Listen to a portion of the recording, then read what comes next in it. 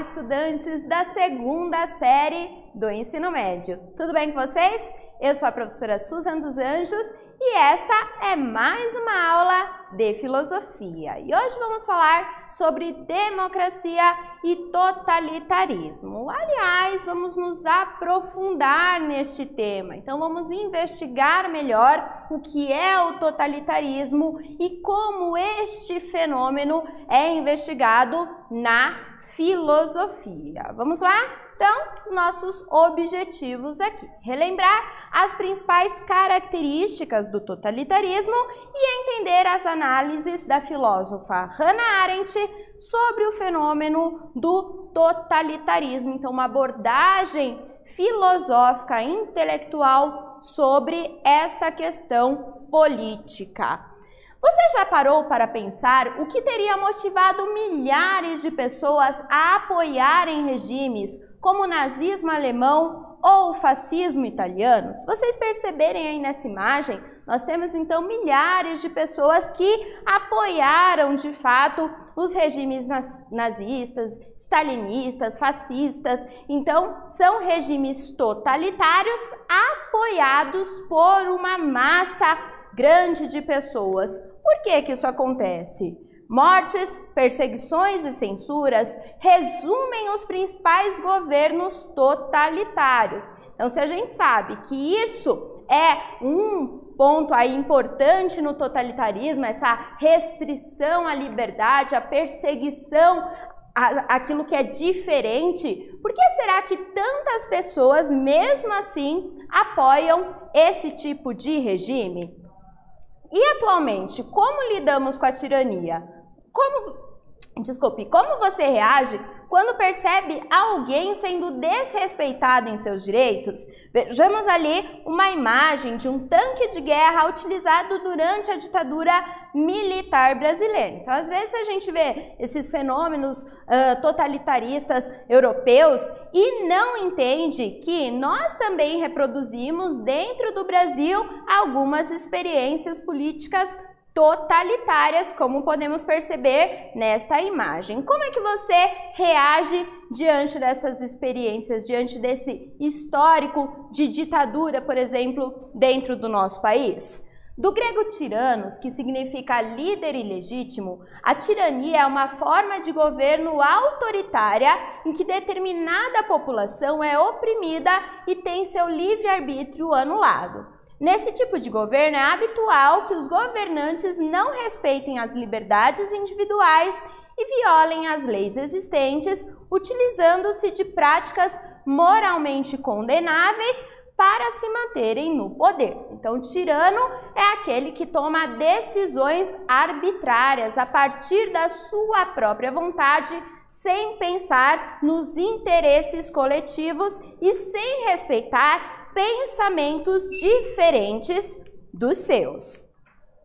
Temos aqui alguns exemplos de líderes tiranos, do nazismo alemão, no caso Adolf Hitler, do stalinismo soviético, o Joseph Stalin, e do fascismo italiano, o Mussolini. Então, são líderes que muitas pessoas apoiaram e que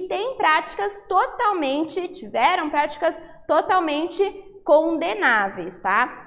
É possível fazer uma investigação filosófica sobre essas práticas. Elas caracterizam aquilo que a gente compreende como totalitarismo. O totalitarismo tem algumas características predominantes, como, por exemplo, a interferência do Estado em todos os setores da vida, a censura de informações e manipulação da opinião pública, a criação de polícias políticas, como a Gestapo, por exemplo, a ausência de pluralismo partidário, a criação de campos de trabalho forçado ou campos de extermínio, como os campos de concentração alemães que a gente conhece bem através dos filmes, né? A conotação fortemente racista, como antissemitismo, xenofobia, etc. Então, essas são algumas características que podemos perceber nos principais governos totalitários, essa interferência forte à individualidade das pessoas, né? E a ausência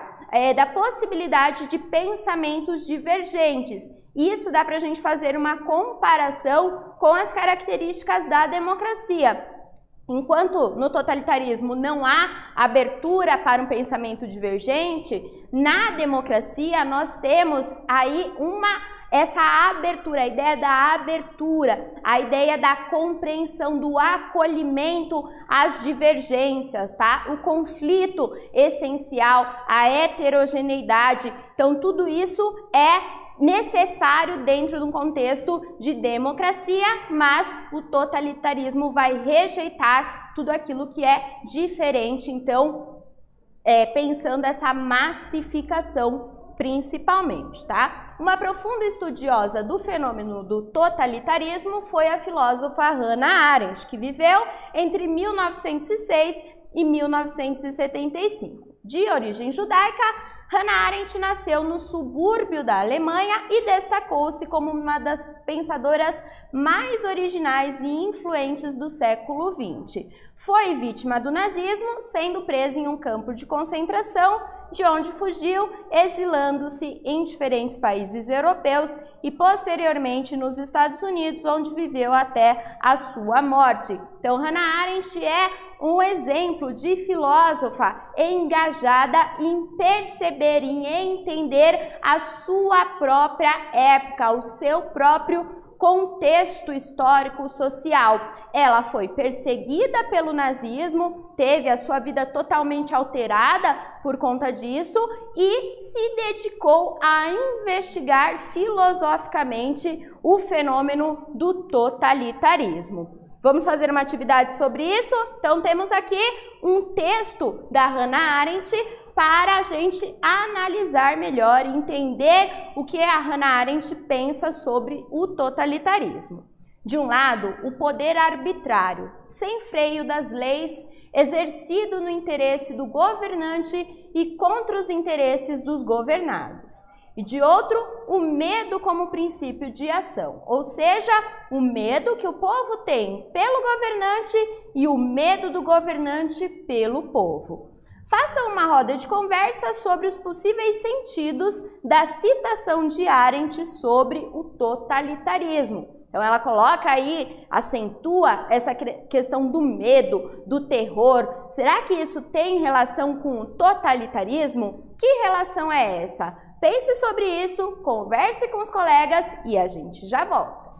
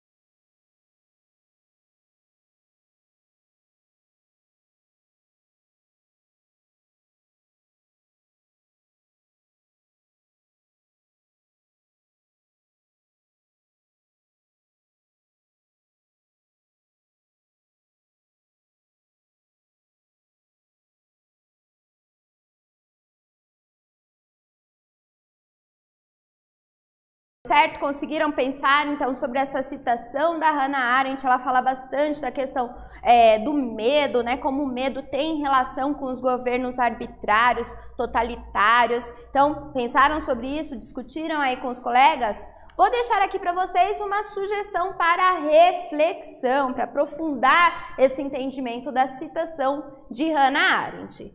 A obra da filósofa Hannah Arendt foi marcada por uma profunda investigação sobre o fenômeno do totalitarismo. Tendo sido perseguida pelo nazismo alemão, Arendt percebe que, em geral, os governos totalitários se utilizam do medo e do terror como forma de manutenção do seu próprio poder.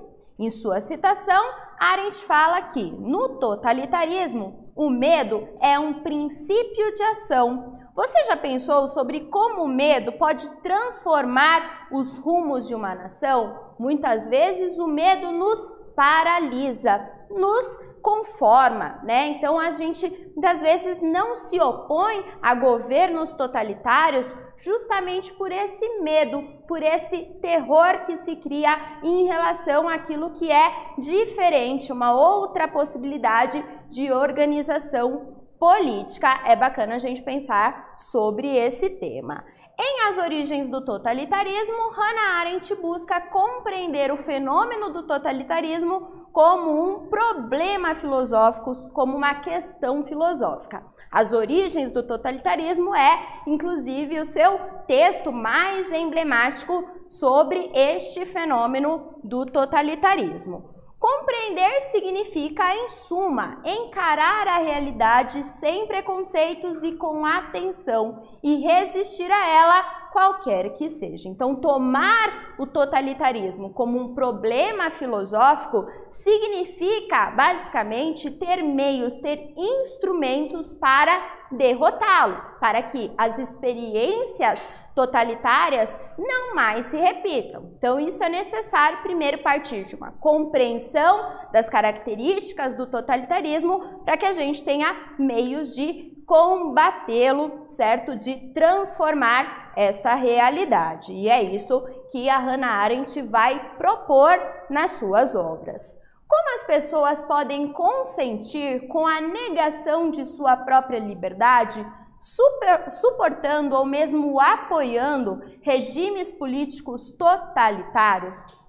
Esse é o questionamento que está aí no pano de fundo de toda a obra de Hannah Arendt. Ela está basicamente pensando como é que imagens como essas são possíveis, como é possível que uma grande massa apoie, suporte um tipo de governo que vai contra a sua própria liberdade, os seus próprios direitos fundamentais, a possibilidade de você se expressar livremente, de você ir e vir, etc. Por que as pessoas suportam e apoiam esse tipo de governo? Esse é o questionamento filosófico que está no cerne das suas principais obras. Publicado em 1951, As Origens do Totalitarismo, Antissemitismo, Imperialismo e Totalitarismo, neste livro a Hannah Arendt aponta que os tiranos se utilizam do medo e do terror para impor uma suposta ordem e uma suposta segurança. Então, aterrorizar as massas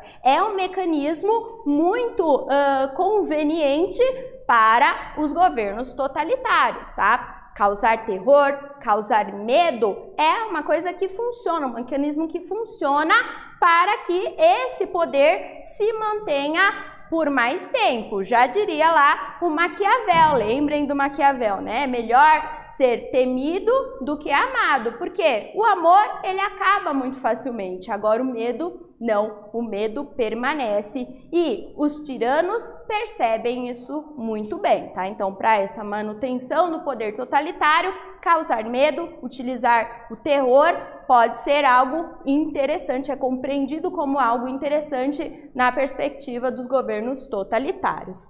Vamos fazer uma atividade sobre esse tema? Então, para você, ainda hoje, o medo é algo que impede as pessoas de se rebelarem contra governos autoritários? Ou, pelo contrário, é o medo que as mobiliza para alguma mudança? Escreva um texto argumentativo refletindo sobre isso. Em seguida, em pequenos grupos, leiam os textos produzidos e discutam sobre cada um. Então agora é com vocês, pensem sobre esse tema e a gente já retorna.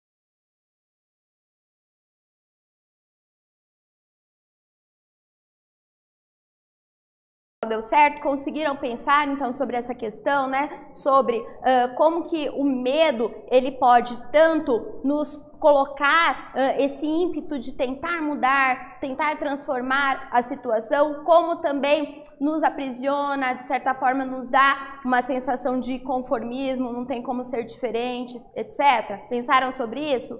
Então, olha que reflexão bacana eu quero deixar aqui para vocês. Uma situação que aconteceu em 2021, uma multidão invadiu o aeroporto de Cabul, vocês devem ter acompanhado isso nos noticiários no Afeganistão, buscando fugir do recém-instaurado governo teocrático totalitário do grupo extremista Talibã.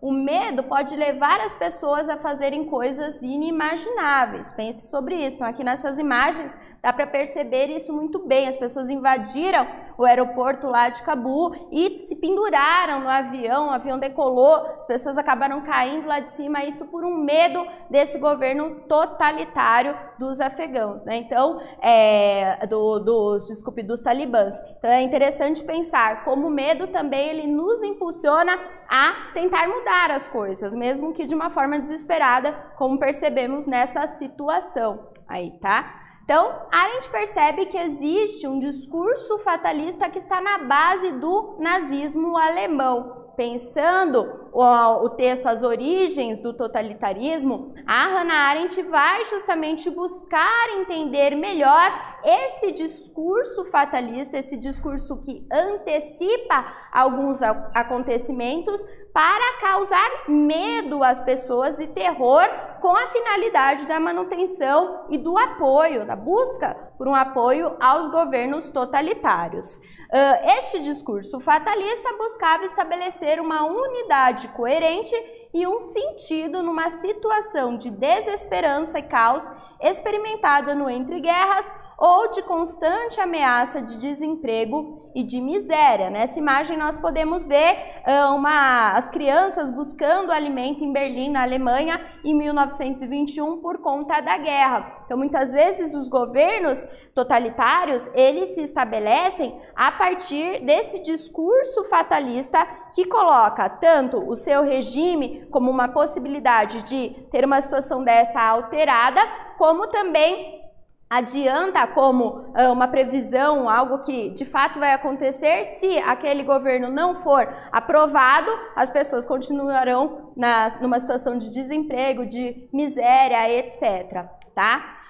O discurso fatalista é esse discurso do inevitável. Adianta como naturais fatos que só podem ser confirmados no futuro e que, portanto, não podem ser refutados, não podem ser questionados. Vou dar alguns exemplos para a gente entender melhor o que a Hannah Arendt está chamando de discurso fatalista. No caso do nazismo, a dominação da raça ariana considerada superior. Então, esse era um discurso muito utilizado no governo totalitário do nazismo alemão, né? Essa ideia de que os judeus representavam um perigo, queriam dominar essa raça superior que são os arianos, e então era necessário mesmo trancafiá-los nos campos de extermínio, nos campos de concentração, senão os arianos perderiam muito com isso. E as pessoas, de fato, acreditando nesse discurso, acabavam ali, né, atendendo às vontades do tirano Adolf Hitler.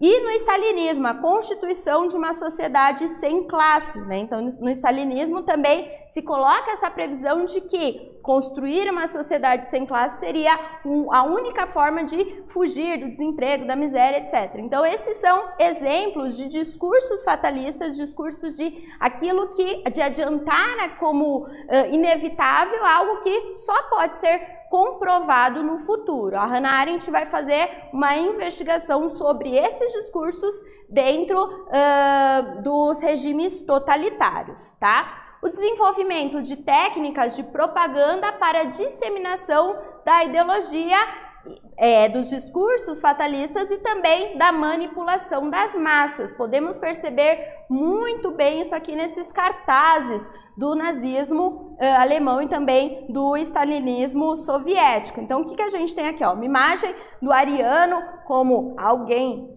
superior, né? Ele coloca a mão na cintura, assim, mostrando essa superioridade mesmo, enquanto o judeu retratado como miserável, como alguém que não é digno de qualquer respeito, tá? E ali os grandes líderes que seriam esses salvadores da pátria, né? Esses que vão, de fato, resolver muito facilmente, de forma mágica, todos os problemas. Uma característica interessante também dos governos totalitários é essa ideia da mistificação do líder. O líder passa a ser tratado como um mito, alguém com poderes sobrenaturais que vai salvar e resolver assim, no estalar de dedos, qualquer problema, sendo que nós percebemos que isso não é possível, tá? Não é possível resolver os problemas sociais de forma mágica, e isso necessita aí de muito mais esforço, empenho do que simplesmente impor por medo um regime totalitário.